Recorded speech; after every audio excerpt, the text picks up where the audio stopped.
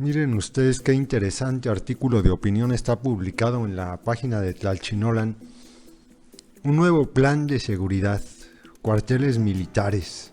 Es un poco largo, pero vale la pena leerlo, está muy interesante. A ver si se me entiende, sigo insistiendo, si no me entienden díganme en los videos para ver qué hago, pero es que no puedo quitarme esta madre que me pusieron en la boca. Bueno, dice: muy significativo resultó ser el anuncio que hizo el secretario de Gobernación Miguel Ángel Osorio Chong sobre el nuevo plan de seguridad, el día que el nuevo gobernador Héctor Astudillo tomaba las riendas del estado. Expresó que desde el ámbito federal y con la presencia de todo el gabinete de seguridad y por instrucción del presidente, una vez al mes estaremos aquí para revisar la estrategia y vaya en el camino que nos hemos fijado todos nosotros. Añadió que el objetivo de esta estrategia es superar las debilidades institucionales que ha impedido que Guerrero tenga una seguridad duradera. No dio más explicaciones sobre los nuevos lineamientos de este plan. Todo se centró en el anuncio del general Alejandro Saavedra Hernández como nuevo comisionado para dirigir el plan de seguridad. Es importante señalar que el comisionado militar tomó protesta como comandante de la 35ª Zona Militar con sede en Chilpancingo el 2 de junio de 2014, ante el entonces gobernador Ángel Aguirre. Esta circunscripción militar tiene bajo su responsabilidad al 27 Batallón de Infantería de Iguala. Cuando sucedieron los trágicos hechos del 26 y 27 de septiembre de 2014, en los que fueron asesinados 6 personas, 3 de ellas estudiantes normalistas de Ayotzinapa y 43 compañeros suyos desaparecidos, el general Saavedra era la autoridad máxima del Instituto Castrense que fue informado de todo lo que acontecía con los estudiantes y tuvo conocimiento de la participación del ejército en los momentos claves de los asesinatos y desapariciones de los normalistas. Este antecedente, que pone en entredicho la actuación del general, no ha sido un impedimento para que el gobierno federal lo coloque a la cabeza de la nueva estrategia de seguridad en Guerrero. Más bien, ha sido el mismo secretario de Gobernación quien ha expresado públicamente su oposición para que los militares del 27 Batallón puedan ser entrevistados por el grupo interdisciplinario de expertos independientes, aduciendo argumentos rigoristas de que solo el Ministerio Público es quien está facultado para solicitar la comparecencia de los elementos castrenses. El mensaje del general fue ofensivo para los padres y madres de los 43 estudiantes desaparecidos y para las familias de los otros desaparecidos, porque ha sido evidente que las actuaciones del ejército no han sido para proteger a quienes son víctimas de violencia, sino más bien son parte de los actores gubernamentales que actúan en contubernio con el crimen organizado. El general Saavedra manifestó que con esta nueva estrategia se busca que las familias tengan una vida normal, que las amas de casa vivan su vida cotidiana y los niños y la juventud acudan con tranquilidad a las escuelas. A casi 3 meses de anunciado el nuevo plan castrense de seguridad, las amas de casa, los niños, las y los jóvenes, los maestros del Estado y sobre todo Tierra Caliente no ven que la tranquilidad llegue a sus hogares. Tomando como referencia el balance anual de incidencia delictiva del Sistema Nacional de Seguridad Pública, corroboramos que en el 2015 el número de homicidios ascendió a 18.650 casos, teniendo un incremento del 7.6% en comparación con 2014. Para colmo de males, nuestro estado no solo se consolidó como la entidad con la mayor tasa de homicidios del país, sino que además registró un incremento del 30% en este delito.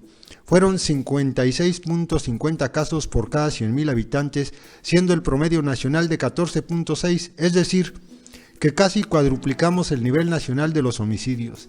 Ante estas cifras letales de la muerte, como guerrerenses tenemos que pedirle cuentas a las autoridades que han diseñado estos planes de seguridad que para nada han dado resultados tangibles.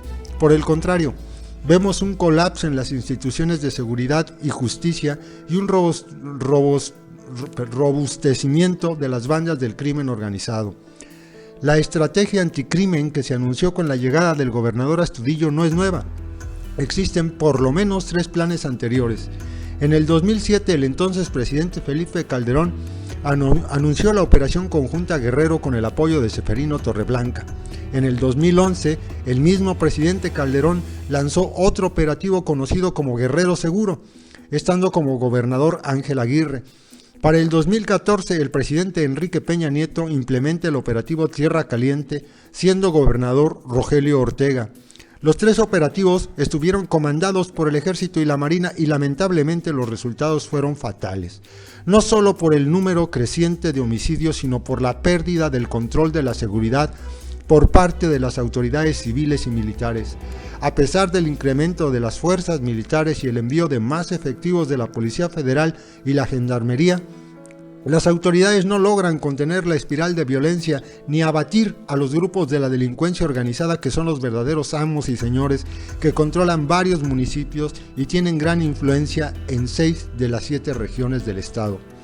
A pesar de estos resultados adversos y de esta escalada de las muertes violentas, el gobierno federal insiste en su misma estrategia de militarizar la seguridad y de construir cuarteles militares, como lo anunció el secretario de Gobernación Osorio Chong el pasado jueves 21 de enero en Chilapa. Informó además que enviará más efectivos militares a la cabecera municipal de Citlala, Teloloapan y Chilapa.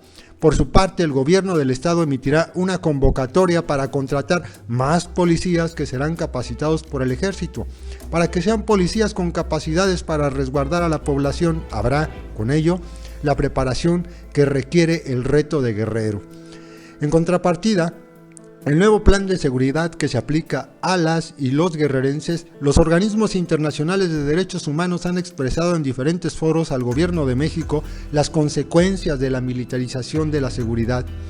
La Comisión Interamericana de Derechos Humanos, en el periodo de sesiones de octubre pasado, manifestó lo siguiente: la militarización de la seguridad ciudadana, atribuyendo a las Fuerzas Armadas roles que corresponden a las fuerzas policiales civiles, así como una política de confrontación contra el crimen organizado y el despliegue de operativos conjuntos entre las Fuerzas Armadas y las instituciones de seguridad estatales y municipales en distintas partes del país, ha resultado en un incremento de la violencia y de las violaciones a los derechos humanos, así como en mayores niveles de impunidad. La CID considera indispensable que el gobierno federal presente un plan concreto y por escrito sobre el retiro gradual de estas tareas, que por su naturaleza corresponden a la Policía Civil, dado que las Fuerzas Armadas carecen del entrenamiento adecuado para el control de la seguridad ciudadana.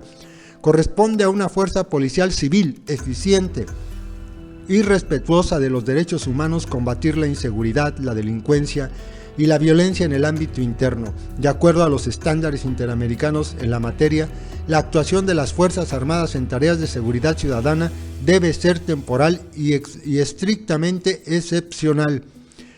Para la CID, la actual crisis de graves violaciones de derechos humanos que atraviesa México es causa y consecuencia de la impunidad que persiste desde la llamada Guerra Sucia y que ha propiciado su repetición hasta hoy en día. En este contexto, recomienda al Estado mexicano que desarrolle un plan concreto para el retiro gradual de las Fuerzas Armadas de tareas de seguridad pública y para la recuperación de estas por parte de las policías civiles. Por su parte, en 2014, el relator especial sobre las ejecuciones extrajudiciales sumarias o arbitrarias, Christoph Heinz, publicó su informe sobre México dando cuenta de una impunidad sistemática y endémica que alentaba las violaciones al derecho a la vida mediante amenazas de muerte, muerte de personas detenidas, muerte a manos de miembros del Ejército, la Marina y la Policía, uso excesivo de la fuerza por agentes de las fuerzas del orden, muertes durante manifestaciones de protesta, muertes a manos de supuestos miembros de grupos armados ilegales y desapariciones forzadas, torturas y detenciones arbitrarias causantes de muerte. Ante la gravedad de la situación actual, es imperativo actuar decididamente. El derecho a la vida está gravemente amenazado en México y este problema debería tener la máxima prioridad a nivel nacional. Una dura represión militar difícilmente mejorará la situación.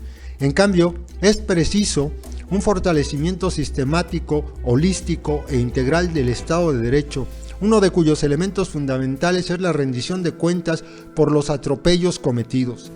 A pesar de contar con una serie de recomendaciones, el relator especial concluyó que la desmilitarización de la seguridad pública y diversas medidas de fortalecimiento de las investigaciones de casos de privación de la vida, el Estado no ha tomado las medidas necesarias y adecuadas para poner fin a la práctica de ejecuciones extrajudiciales. Al contrario, el último año ha sido testigo de una serie de ejecuciones extrajudiciales tanto individuales como a grupos de personas civiles. Las investigaciones que ha realizado el GIEI sobre la noche del 26 de septiembre de 2014, donde 3 estudiantes fueron asesinados y 43 de ellos siguen desaparecidos, ha dado cuenta de la presencia del ejército en los momentos en que los normalistas eran agredidos por miembros de la policía municipal y federal.